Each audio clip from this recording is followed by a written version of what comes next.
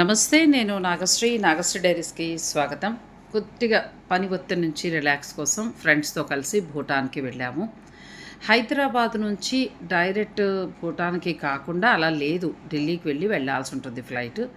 మేమేంటంటే హైదరాబాద్ నుంచి పశ్చిమ బెంగాల్లో ఉన్న బాగ్డోగ్రాకి వెళ్ళాం. ఆ ప్లేస్ ఏంటంటే మెయిన్ అనమాట.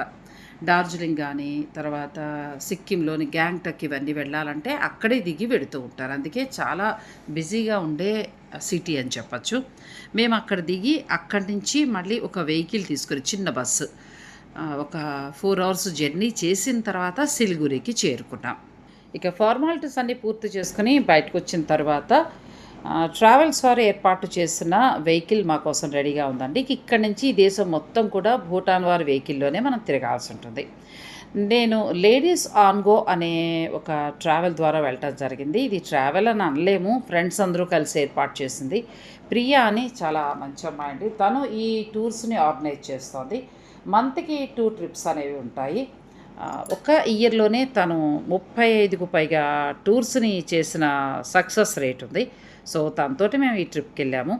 అంటే ట్రిప్లా కాకుండా ఫ్రెండ్స్ అందరం కలిసి సరదాగా ప్లాన్ చేసుకుని వెళితే ఎలా ఎంజాయ్ చేసి ఫ్రీగా హాయిగా వెళ్ళి హాయిగా వస్తామో అలా అన్నమాట ఈ టూర్స్ యొక్క స్పెషల్. సో ఇక్కడి నుంచి బయలుదేరి మేము హోటల్కి వెళ్ళాం. ఇదే మేము స్టే చేసిన హోటల్. నేనేంటంటే ఈ హోటల్ డీటెయిల్స్ కానీ, టూర్స్ వారి డీటెయిల్స్ కానీ అన్నీ కూడా నేను లాస్ట్లో మీకు వివరంగా ఇస్తానండి. ఫస్ట్ అయితే మేము ఎలా వెళ్ళాం, ఎలా వచ్చాం అనేది మనం ఈ వీడియోస్లో చూద్దాము.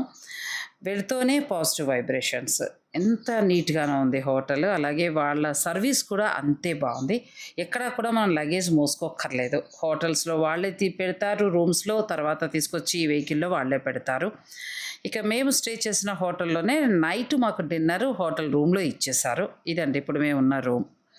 బాగుంది. ఇద్దరికి ఒక రూమ్ కింద ఇచ్చారు. ఫ్రెండ్స్ వెళ్ళారనుకోండి వాళ్ళిద్దరికి, లేదు అని అనుకుంటే మనం కొత్త వాళ్ళు అయితే ఇంకొకరితో మనల్ని జాయిన్ చేస్తారు. ఇక ఫుడ్ అయితే చపాతీ, తర్వాత కర్డ్ అలా వాళ్ళ స్టైల్లో వంట ఇచ్చారు. రూమ్ కూడా బాగుందండి, విశాలంగా ఉంది, ఏసీ ఉంది, మంచిగా ఉంది, బాగుంది. సో ఇక ఆ నైట్కి మేము అందరం కూడా అలసిపోయి ఉన్నాం కాబట్టి ఇక అందరం కూడా హాయిగా నిద్రపోయాము ఫుడ్ తిని. ఇక నెక్స్ట్ డే భూటాన్ చూడటానికి వెళ్ళిపోతున్నాం. మీకు కూడా నాతో పాటు భూటాన్ చూపించి అలాగే నాతో పాటు ట్రావెల్ కూడా చేయించేస్తాను. నా వీడియోస్ అస్సలు మీరు మిస్ అవ్వకండి. ఇక మరునాడు ఉదయమే ఫ్రెష్ అప్ అయిపోయి అందరం కూడా హోటల్ రూమ్ ఖాళీ చేసేస్తామండి. ఇక్కడే బ్రేక్ఫాస్ట్ చేసుకుని ఇక్కడి నుంచి మేము భూటాన్లోకి, అంటే ఆల్రెడీ భూటాన్లోనే ఉన్నాము, మనకి దేశ రాజధాని అయిన థింపూ అనే ఒక సిటీకి మేము ప్రయాణం మొదలుపెట్టాము. ఈ ప్రయాణం ఏంటంటే మొత్తం కొండల్లోంచి సాగుతూ వెళ్తుంది అనమాట. లోయలు, కొండలు, మధ్యలో మేఘాలు, చాలా అందంగా ఉంటుందండి ప్రయాణం అంతా కూడా. ఈ భూటాన్ దేశానికి సంబంధించి ఏంటంటే చాలా ప్రత్యేకతలు ఉన్నాయి. నేచర్ని ఇష్టపడే వాళ్ళకి ఈ ప్రయాణం చాలా బాగా నచ్చుతుంది. ఒక్కొక్క సీజన్లో ఒక్కొక్కలా ఉంటుందట. ఇప్పుడు సీజన్ ఏంటంటే మొత్తం గ్రీనరీగా మారిపోయింది. అంతా పచ్చదనం, ఎటు చూసినా కళ్ళకి హాయిగా. అంటే ఎంతో వర్క్ చేసి స్ట్రెస్లో బాగా ఇబ్బంది పడేవారు అలా నేచర్లో ఉంటూ ఆరోగ్యపరంగా హాయిగా ఉండాలి, 5 రోజులు అన్నీ మర్చిపోయి గడపాలంటే భూటాన్ ట్రిప్ పెట్టుకోవచ్చండి, బాగుంటుంది. ఏదేదో ఎక్స్పెక్ట్ చేయొద్దు. నేచర్ ఇష్టపడే వారికి ఇది బాగా నచ్చే దేశం అంతే. ఒక్క మాటలో చెప్పాలంటే స్ట్రెస్ రిలీఫ్. సో మా ప్రయాణం స్టార్ట్ అయింది. భూటాన్ తూర్పు హిమాలయాల్లో ఉన్న ఒక అందమైన దక్షిణ ఆసియా దేశంగా చెప్తూ ఉంటారండి. థండర్ డ్రాగన్ భూమి అని కూడా పిలుస్తూ ఉంటారు. ఇక్కడ మనకి వీసా అవసరం లేని దేశంగా చెప్తూ ఉంటారు. అలాగే తక్కువ బడ్జెట్లో మనం ఈ దేశాన్ని చక్కగా సందర్శించవచ్చు. ఇక ఈ దేశానికి సంబంధించిన రాజధాని అయితే థింపూ. ఇది చాలా పెద్ద సిటీ. అక్కడికి ఇప్పుడు మేము వెడుతున్నాం. మనం ఈ భూటాన్కి వచ్చినప్పుడు ముఖ్యంగా చూడాల్సిన ప్లేస్లు ఏంటంటే పారో, థింపూ, పునాఖా, చిమ్ లఖంగ్ ఆలయం, దోజులా పాస్, ఇలా కొన్ని ఉన్నాయి. అవన్నీ కూడా మనం టూర్స్ వారి ద్వారా ప్యాకేజీని బట్టి చూసే అవకాశం లభిస్తుంది. ఇక మనీ విషయానికి వస్తే మన డబ్బులే తీసుకుని వెళ్ళొచ్చండి. మన డబ్బులతోటి చక్కగా ఆ దేశం అంతా కూడా మనం తిరిగేసేయచ్చు. అలాగే ఇప్పుడు వెడుతున్న రూట్ అంతా కూడా అద్భుతంగా అనిపిస్తుందండి. అంటే ఒక్క మాటలో చెప్పాలంటే ఔరా అనిపిస్తుంది అనమాట. అంటే ఆశ్చర్యంగా. ఇప్పుడు కొండల్లోంచి వెడుతున్నప్పుడు మేఘాలు మన ఫేస్ని కొడతాయండి. అంత చల్లగా అలా తగులుతూ ఉంటాయి. గట్టిగా మాట్లాడితే మేఘాలను అలా మనం చేత్తో పట్టుకోవచ్చు అనమాట. అంటే అది సాధ్యం కాదు, కానీ ఆ ఫీల్ని ఇస్తుంది. రోడ్డు అంటే వెడుతున్న దారంతా కూడా అలాగే ఉంటుంది. ఇక ఎక్కడ చూసినా కూడా మనకి రోడ్లన్నీ కూడా చాలా బాగుంటాయి. ఎక్కడ ప్రయాణం ఇబ్బంది అనేది కల్పించదు. సంతోషం అంటే తెలియని భారతీయులు మా దేశంలోకి ఒక్కసారి అడుగు పెట్టండి, సంతోషం ఎలా ఉంటుందో చూపిస్తాం అని చెప్తూ ఉంటారట.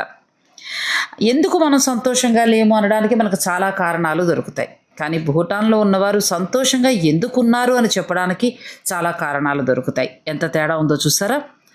ఆసియాలోనే అత్యంత సంతోషంగా ఉన్న దేశం ఏదైనా ఉంది అని అంటే అది భూటాన్ అని చెప్తారండి. హిమగిరుల నడుమ పచ్చని కొండలు, సెలయేళ్లలో పల్లెలు, పట్టణాలు, అలాగే కాలుష్యం లేని అడవుల్లో అక్కడి ప్రజలు హాయిగా బతికేస్తున్నారు.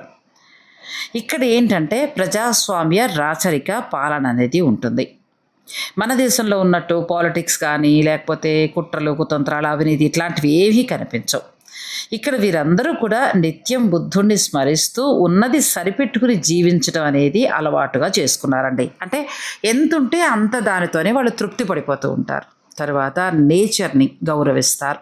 ప్రకృతిలో అంటే వాళ్ళకి ఎక్కడో దైవం లేదు, పంచభూతాలే మన దైవాలని నమ్ముతారు. పంచభూతాలు అంటే మీకు తెలుసు కదండి, ఏమేమి ఉంటాయి? అగ్ని, వాయువు, నీరు, నిప్పు, నేల. ఈ ఐదిటిని కలిపి ఏంటంటే మనం పంచభూతాలు అని అంటాం కదా. ఎక్కడికి వెళ్ళినా కూడా మనకి ఆ పంచభూతాల్ని పూజిస్తూ కనిపిస్తున్న అంటే ఒక 5 రంగుల జెండాలు వేలాడుతూ కనిపిస్తాయి. ఇలా మనం ఒక్కసారి భూటాన్కి వెడితే ఎన్నో నేర్చుకోవచ్చండి వాళ్ళ ద్వారా. ఈ ప్రయాణం ఏంటంటే అలాగా నేచర్ తోటి సాగిపోతూ వెళ్ళిపోతుంది. అలా జర్నీ చేస్తూ వెళుతున్నప్పుడు మనకేంటంటే మధ్య మధ్యలో చిన్న చిన్న టెంపుల్స్ లాంటివి, అంటే వాళ్ళ బుద్ధుడికి సంబంధించిన స్పెషల్ టెంపుల్స్ లాంటివి కనిపిస్తూ ఉంటాయి. భూటాన్ అనేది పూర్తిగా పర్యాటకం మీద ఆధారపడి ఉన్న దేశం కాబట్టి మనకి ప్రతిదీ చూపిస్తారు. అంచేత ఏంటంటే మన అవకాశం ఉన్నంత వరకు వాళ్ళు చూపిస్తున్నవన్నీ చూస్తూ మనం వెళ్ళటమే. అలాగే ఎంతో మర్యాదగా కూడా చూస్తారండి వాళ్ళు, చాలా మర్యాదగా. ఇంకా వాళ్ళు ఎంత రెస్పెక్ట్ ఇస్తారంటే టూరిస్ట్కి, వారి దేశాన్ని చుట్టానికి వస్తున్నామని. ఒక్క మాటలో చెప్పాలంటే నాకైతే పెళ్ళిళ్ళకి వచ్చినప్పుడు మగ పెళ్లివారికి మనం ఎంత మర్యాద చేస్తాం అలా అనుకోండి, అంతే మర్యాదగా తిరిగి మళ్ళీ మనల్ని దింపే వరకు కూడా, బోర్డర్లో దింపే వరకు కూడా అలా అదే రెస్పెక్ట్ వాళ్ళు ఇస్తూ ఉంటారు. మనం కూడా వారికి మర్యాద ఇచ్చి పుచ్చుకుంటే ఈ ప్రయాణం చాలా బాగుంటుంది. ఎందుకు ఇది చెప్తున్నానంటే కొన్ని కొన్ని వెర్రిమురి వేషాలు వేస్తూ ఉంటాం. వాళ్ళు మాట్లాడుతున్న మాటలని మనం ఇమిటేట్ చేయటము, అవసరం లేకపోయినా వాళ్ళ మాటలకి మనం నవ్వడం అలా చేస్తాం. అది ఖచ్చితంగా వాళ్ళని మనం అవమానించినట్టే అవుతుంది. ఏ దేశం వెళితే ఆ దేశంలో కల్చరు, వాళ్ళ యొక్క అలవాట్లు మనం నేర్చుకోవాలండి. అందుకే టూర్స్ యొక్క అర్థం.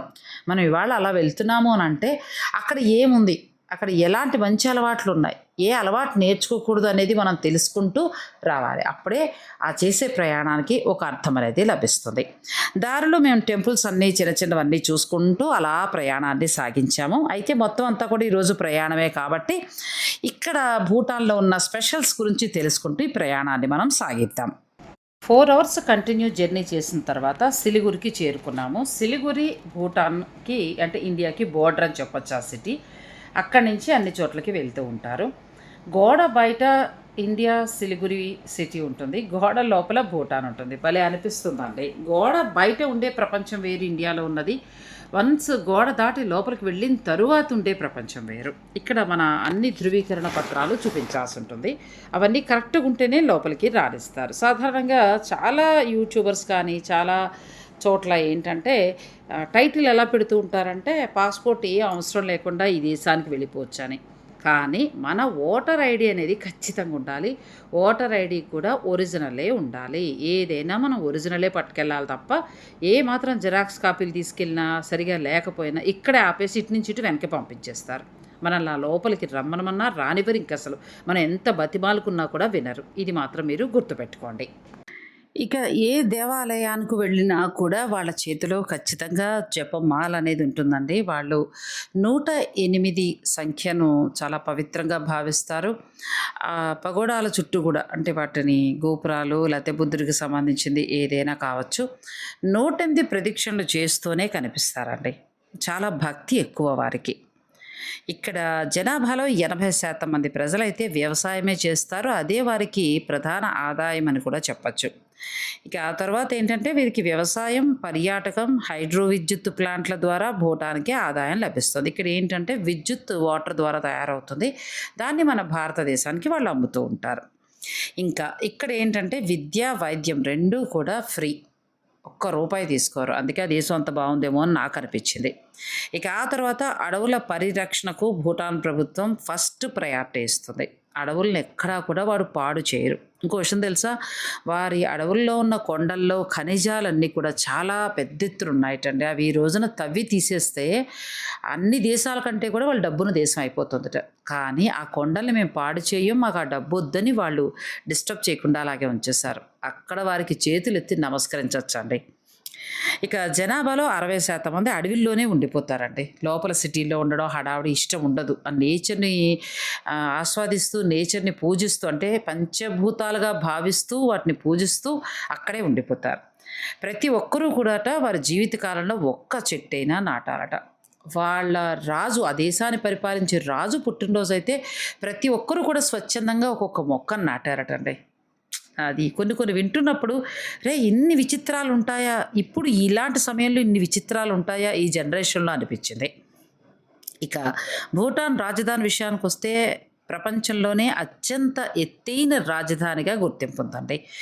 భూటాన్ అయితే మన ఆసియాలోనే అత్యంత చిన్న దేశం. ఇక భూటాన్‌కి వచ్చేటప్పటికి ఏంటంటే ఇక్కడ అసలు ఎటువంటి పొల్యూషన్ లేదండి. వాయు పొల్యూషన్ లేదు, అంటే గాలిలో పొల్యూషన్ లేదు, నీటిలో లేదు, ఆ తర్వాత వెదర్‌లో ఎక్కడా లేదు, ఆఖరికి మనుషుల్లో కూడా. సో ఈ ప్రయాణం ఇలా చాలా బాగుందండి. చాలా ప్రత్యేకతలున్నాయి. నాతో పాటు మీకు కూడా భూటాన్ చూపించాలనే నేను ఈ వీడియోలు అందిస్తున్నాను. కంటిన్యూగా 4 రోజులు అందిస్తాను. నాతో పాటు మీరందరూ కూడా భూటాన్ దేశాన్ని ఇంట్లో కూర్చునే చూసేయండి. వెళ్ళాలి అని అనుకుంటే స్క్రీన్ పైన నేను లేడీస్, మీరు ఎవరన్నా ఫ్రెండ్స్ కానీ సరదాగా 10 మంది లేడీస్ అయితే నేను ఒక్కదాన్నే ప్రయాణం చేయాలనుకుంటున్నాను, నేచర్లో నేను ఒక్కదాన్నే చేస్తానంటే ఈ టూర్ని మీరు ఎంచుకోవచ్చు. నేను ప్రియా నెంబర్ కూడా స్క్రీన్ పైన ఇస్తాను. నెక్స్ట్ వీడియో రేపు అందిస్తాను. Stay tuned. Thanks for watching. Please like, share and subscribe.